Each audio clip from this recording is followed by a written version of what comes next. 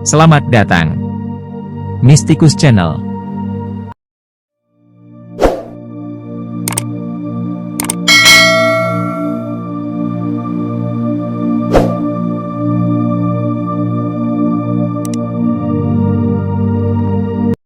Maulana Syekh Muhammad Hisham Kabbani.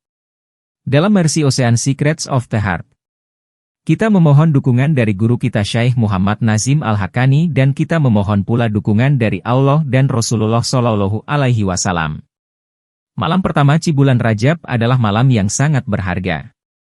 Lailat Al-Rogoib, malam permintaan yang suci, yang merupakan salah satu malam yang paling penting dalam sejarah Islam dan bagi seluruh umat manusia. Ini adalah malam di mana Rasulullah Shallallahu Alaihi Wasallam ditransfer dari ayahnya kepada rahim ibunya dan jatuh pada hari Jumat pertama di bulan Rajab. Semua yang kalian minta di malam ini akan dikabulkan oleh Allah demi kemuliaan Nabi Muhammad Shallallahu Alaihi Wasallam. Bangsa Arab dan negeri-negeri Islam lainnya merayakan malam ini dengan memanjatkan segala doa kepada Rasulullah Shallallahu Alaihi Wasallam, mengingat kembali riwayat hidup beliau dan mengingat Allah dalam hati, dengan mengunjungi masjid dan tinggal di sana sampai terbit fajar. Mereka tidak tidur. Sayangnya, di negara ini, tidak ada yang tahu, khususnya para muslim, bahwa malam yang paling berharga ini telah tiba. Bagaimana Allah mendukungmu di negara ini, bagaimana Islam akan tersebar di negara ini, jika bahkan para muslimnya saja tidak mengetahui kapan jatuhnya malam yang sangat berharga ini? Ini adalah malam di mana kalian harus mengisinya dengan membaca Al-Quran, mengucapkan nama-nama Allah, membaca riwayat hidup Nabi Muhammad Shallallahu Alaihi Wasallam, bersholawat kepadanya, dan bermunajat kepada Allah. Tiada yang mengetahuinya. Lihatlah semua masjid, bahkan tidak ada yang berbicara mengenai malam ini. Bahkan tidak ada pula yang mengatakan bahwa ini adalah bulan Rajab dan kalian harus berpuasa pada hari Senin dan Kamis. Siapa yang berpuasa? Sangat sedikit orang yang berpuasa dan mengingatnya. Di antara mayoritas Muslim, tidak ada yang berpikir, tetapi tetap saja mereka ingin menyebarkan Islam di mana-mana. Bagaimana ini akan terjadi bila kita, umat Muslim tidak memulainya dengan diri kita sendiri sebelum berpaling kepada orang lain? Kita memohon kepada Allah agar mengubah hati umat Muslim yang mengabaikan puasa di bulan Rajab dan membuat mereka menghargai bulan ini sebagaimana layaknya. Di negara kami, dengan seizin Syekh, kita tidak tidur di bulan ini. Maulana Syekh Nazim pernah merayakan malam ini di Nikosia bersama 500 orang, dengan melakukan sholat, zikir, memberi ceramah, lalu menyuruh orang-orang agar pulang ke rumahnya masing-masing untuk melakukan segala macam sholat dan berdoa hingga fajar. Di sini, bahkan tidak ada orang yang berpikir bahwa malam ini berbeda dengan malam-malam lainnya. Sesungguhnya jika bukan karena malam ini, Islam tidak akan pernah ada. Cahaya yang telah diciptakan Allah dalam diri Sayyidina Adam alaihi salam terletak di dahi, dan Adam bertanya kepada Tuhannya, ketika dia menciptakannya dan menempatkan ruh ke dalam tubuhnya, "Wahai Tuhanku, cahaya apa ini? Cahayanya selalu bersinar di dahiku." Dia berkata, "Wahai Adam, cahaya itu adalah cahaya Nabi dan Rasulku yang tercinta, cahaya hambaku Muhammad Shallallahu Alaihi Wasallam. Dari cahaya itu aku telah menciptakan kamu. Aku telah menciptakan dia lebih dahulu sebelum aku menciptakan kamu, dan aku tempatkan cahaya itu di kepalamu."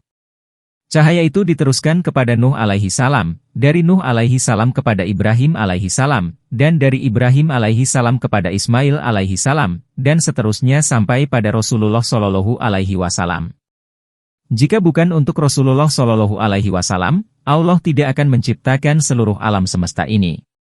Ketika dia memerintahkan kalam untuk menulis, La ilaha illallah, tidak ada Tuhan selain Allah, kalam itu menulis selama 70.000 tahun dalam ukuran Allah.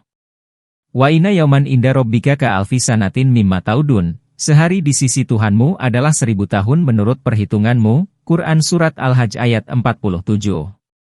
Bayangkan rentang waktu selama 70.000 tahun surgawi, akan setara dengan 25.550.000.000 tahun menurut perhitungan manusia, jadi selama itu kalam menulis. Ketika kalam selesai menulis, dia berhenti. Allah berkata kepada kalam itu, "Wahai kalam, tulislah Muhammadun Rasulullah." Kemudian kalam itu menulis lagi selama 70.000 tahun. Lalu kalam itu bertanya, "Wahai Tuhanku, siapakah orang yang terhormat ini, Muhammad Shallallahu Alaihi Wasallam yang engkau tempatkan namamu bersama namanya?" Dan Allah berfirman, Isa, ya kolam, laula Muhammadun maholaktu ahadan min holki, diam, wahai kalam.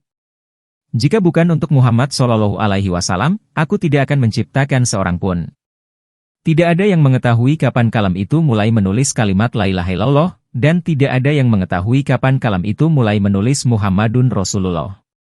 Masa itu disebut azal, dalam bahasa Arab, berarti prakeabadian, suatu masa yang tidak diketahui oleh siapapun kecuali Allah. Nama Rasulullah Shallallahu Alaihi Wasallam sudah ada pada saat itu. Dan jika nama itu berada di sana, apakah kamu pikir dia tidak berada di sana? Bila kamu memberi nama kepada seseorang, maka orang itu harus ada, paling tidak secara spiritual. Oleh sebab itu, apapun sanjungan yang kamu berikan kepada Rasulullah, apapun pujian yang kamu berikan, kalian masih tetap menganggapnya remeh. Salah satu wali besar berkata, berikan kemuliaan kepada Rasulullah dan pujilah dia, tetapi jangan katakan kepadanya sebagaimana orang Kristen berkata tentang Rasul mereka. Hal ini berarti jangan katakan bahwa beliau adalah Tuhan. Hanya Allah Tuhan kita, yang lain adalah budak. Ini adalah keyakinan para sufi. Pengikut sufi percaya bahwa Allah Maha Esa, dan segala sesuatu adalah hambanya. Jangan berpikir bahwa para sufi sejati mempunyai iman yang berbeda. Sufi sejati mengetahui bahwa hamba adalah hamba dan Allah adalah Tuhan. Para pembaharu memproklamasikan dirinya sebagai sufi, namun mereka meninggalkan toilet tanpa mengetahui bagaimana cara membersihkan diri mereka. Ini tidak bisa dianggap sebagai sufi sejati, mereka tidak bisa dianggap apapun. Para pengikut sufi harus menjaga syariat Rasulullah, mereka harus tetap menjaga seluruh kondisi dan hukum yang telah ditetapkan oleh Allah kepada kita, mereka percaya bahwa Allah Maha Penyayang kepada setiap orang. Ini adalah rahmat dari Allah. Tetapi walaupun Allah Maha Penyayang, kita harus menunjukkan rasa terima kasih kita, dengan menyembahnya dan bersyukur atas segala nikmat yang diberikannya kepada kita. Itulah alasan mengapa Allah menuntut penyembahan kita. Atau apakah kamu pikir bahwa alasan kita menyembahnya adalah untuk menambah kebesarannya? Ibadah kita murni merupakan ukuran rasa terima kasih karena Allah telah menciptakan kita dan memberi kita kemuliaan semacam itu. Jangan berpikir bahwa para sufi dapat menerima pandangan yang mengatakan bahwa sufisme bertentangan dengan syariat. Ini tidak pernah menjadi masalah, dan tidak akan menjadi masalah. Dari Rasulullah Shallallahu Alaihi Wasallam, Sayyidina Abu Bakar Ash-Shiddiq radhiyallahu anhu, Sayyidina Ali radhiyallahu anhu dan seluruh guru sufi, semuanya menghormati dan menjaga syariat sepenuhnya. Yang kami maksud adalah guru sufi sejati, bukan anak-anak yang memproklamirkan dirinya sebagai guru sufi dan membawa seluruh huzabalat, ide-ide bodoh dan omong kosong diberikan kepada sufisme. Apakah sufisme seperti ini? Sufisme berarti bahwa kalian tidak mengangkat kepalamu dari posisi sujud. Kalian lihat, mereka tidak memelihara janggut, tidak memakai turban, tidak memperhatikan sunnah Rasulullah, dan tetap mengaku sebagai guru sufi dan berbicara mengenai Jalaluddin Arumi atau Muhyiddin Ibnu Al-Arabi, atau Abu Yazid Al-Bistami. Abu Yazid Al-Bistami, Muhyiddin Ibnu Al-Arabi dan Jalaluddin Arumi menyangkal mereka. Para aulia ini tidak menerima mereka karena mereka akan bertentangan dengan syariat. Guru sufi yang palsu bahkan mengaku bahwa kita tidak perlu berwudu. Bagaimana mungkin wudu tidak diperlukan? Salah satu nama Rasulullah adalah Nabi dari orang-orang yang bercahaya, Al-Ghur Al-Mujjalin. Orang pertama yang akan kupanggil menghadapku untuk masuk ke dalam surga dan bertemu dengan Allah di surga dan tetap bersamaku adalah mereka yang anggota tubuhnya bercahaya seperti cahaya matahari karena dibasuh dengan wudu, hadis riwayat Bukhari Muslim. Setiap orang di antara kalian yang selalu menjaga wudunya akan termasuk orang-orang yang beruntung itu. Ketika Abu Hurairah radhiyallahu anhu ditanya mengapa beliau membasuh anggota tubuhnya dengan air melebihi yang diperlukan, beliau menjawab bahwa beliau ingin seluruh anggota tubuhnya bersinar pada hari itu. Lalu bagaimana mungkin orang yang mengaku sufi berkata bahwa wudu tidak diperlukan? Mereka mengaku bahwa mereka melakukan wudu dengan cara menghirup, lalu mengeluarkan semua kotoran mereka. Ini lebih baik dilakukan di kamar mandi, bukan di masjid. Kalian hanya bisa masuk ke masjid setelah melakukan wudu. Tidak ada satupun yang dapat membersihkan kalian kecuali dengan wudu. Kami membantah apa yang mereka katakan. Mereka yang mengaku sufi itu bukan sufi sejati tetapi sesungguhnya menentang sufisme, dan merekalah yang memberi citra buruk kepada sufisme. Rasulullah bertanya kepada Sayyidina Bilal radhiyallahu anhu, "Wahai Bilal, aku mendengar langkahmu di surga. Apa yang kamu lakukan untuk mendapat penghargaan semacam ini? Bilal radhiyallahu anhu menjawab, wahai Rasulku tercinta, setiap kali aku berwudu baik di siang hari maupun ketika aku bangun di tengah malam untuk berwudu, setelah pergi ke kamar kecil, aku melakukan sholat wudu minimal 2 rakaat, hadis riwayat Bukhari Muslim. Kita tidak meringankan tubuh kita seperti halnya binatang, tanpa membersihkan diri, kemudian kita melangkah ke dalam masjid dan berkata bahwa kita akan melakukan sholat. Kita tidak mengatakan hal ini kepada muslim yang baru, tetapi kepada muslim yang telah lama. Kita mendiskusikan hal ini dengan terbuka karena, lahaya fiddin, tidak perlu malu dalam urusan agama, hadis. Rasulullah Shallallahu Alaihi Wasallam bersabda, aku takut umatku nanti akan melakukan sholat tanpa membersihkan diri setelah mereka membuang urin. Hadis, Rasulullah suatu ketika melewati 2 kuburan, kedua orang yang dimakamkan di sana telah disiksa. Beliau bersabda, salah satu di antara mereka tidak pernah melakukan tindakan untuk mencegah dirinya dikubur dengan urinnya sendiri, dan seterusnya, hadis riwayat Bukhari. Banyak orang di sini yang pergi ke kamar kecil dan keluar tanpa membersihkan diri mereka, kemudian melakukan wudhu dan sholat, hal ini tidak dapat diterima. Dalam kasus ini sholatnya tidak diterima. Kalian harus menyiram dan membersihkan dirimu ketika kamu membuang urin. Jika kalian tidak membersihkan dirimu, kalian tidak bisa melakukan sholat. Saya ulangi bahwa ini adalah untuk orang yang sudah lama menjadi muslim, bukan untuk yang baru menjadi muslim. Kalian harus membersihkan diri sebelum kalian melakukan sholat. Bagaimana kalian akan berdiri dalam sholat, menghadap Allah dan berharap agar sholatmu diterima? Sholatmu tidak akan diterima, meskipun itu lebih baik daripada tidak, dibandingkan dengan orang yang tidak sholat sama sekali. Setiap orang harus membersihkan dirinya baik secara fisik maupun spiritual. Tidak cukup hanya dengan mengatakan, aku telah membersihkan diriku secara spiritual.